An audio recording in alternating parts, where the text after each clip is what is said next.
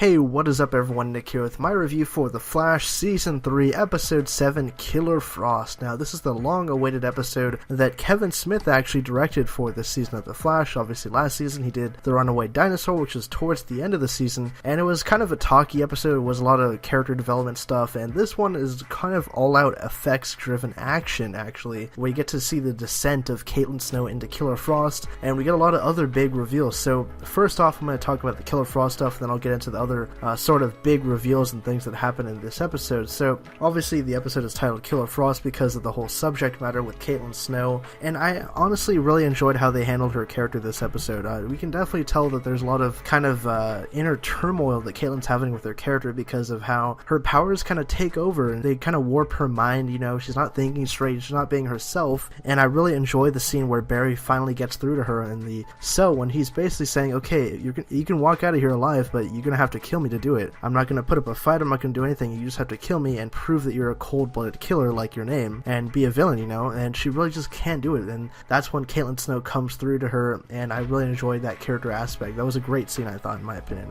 Now, as for the other stuff going on this episode, there's a lot of stuff this episode, like, I was just floored watching it, really, in terms of the reveals and things that were going on. So, first off, let's talk about Wally West. Now, Joe decides that he wants to get Wally out of that cocoon, that husk thing that he was put into the last episode, so he basically cuts him out of it, and he gives Wally his powers prematurely, or we don't know if they were going to already go to him. However, Wally is now a speedster, and he's a lot faster than Barry was when he first started out. So, interesting stuff there. I wonder if they're going to go with the whole thing from the comic that Wally is faster than Barry, which is the thing, you know, from canon, so it makes sense. So that was kind of one thing that was going on. Another thing that was pretty big, actually, is how the episode started off and how it ended. Now, the beginning of this episode obviously picked up last week, where we got that big cliffhanger of Salvathar's reveal. Like, he was holding up Barry by the throat, about to kill him, and this episode, in the beginning, we get to see the continuation of that. It's the first minute or two of the episode, and Salvatore really just throws Barry around like his toy. Like, he just runs him all across Central City in the matter of seconds. He, like, runs him through this weird, like, bluish sort of portal, Speed Force area that he's in. It's kind of crazy to see, actually, and we get to see a lot more of what Salvatore's armor looks like, how he operates, what he looks like, and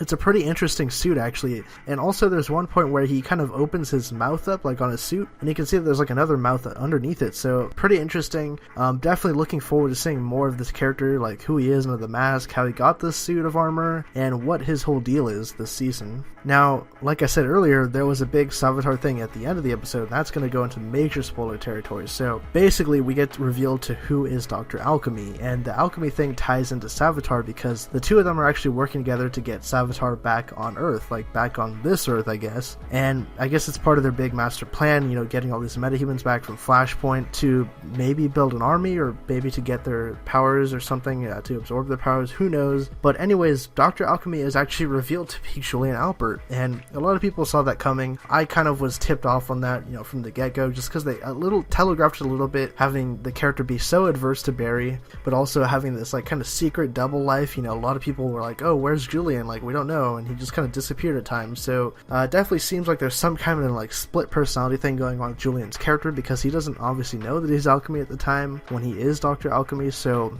interesting also there. But overall, I thought this episode was just chock full of stuff. I'm gonna give it a 9 out of 10. Highly enjoyable episode, like, just standout performances all across the board, huge reveals. This was definitely a story-focused episode, and I think it was, like, really deserving of it, because next week we're obviously getting the crossover, and then the week after that, I believe, is the mid-season finale, so they kind of had to cram a lot of story stuff into this episode, because we're pretty much going to take a week off from the story stuff next week, and then the mid-season finale is pretty much it, where Barry's going to go head-to-head with Salvatore and get the help of Jay Garrick with him. So I'm all on board this season. I'm looking forward to what's going to happen, and I'm super pumped for next week's crossover event. But anyways, let me know what you guys thought of this episode down in the comment section below, and tell me what you guys thought of Salvatore. Like, what were your favorite parts of the episode? Did you guys see the Julian Alchemy thing going on from the get-go, or what? Also, if you guys are new to the channel and you like this video, subscribe for more content like this. My name is Nick, and I'll catch you guys next week.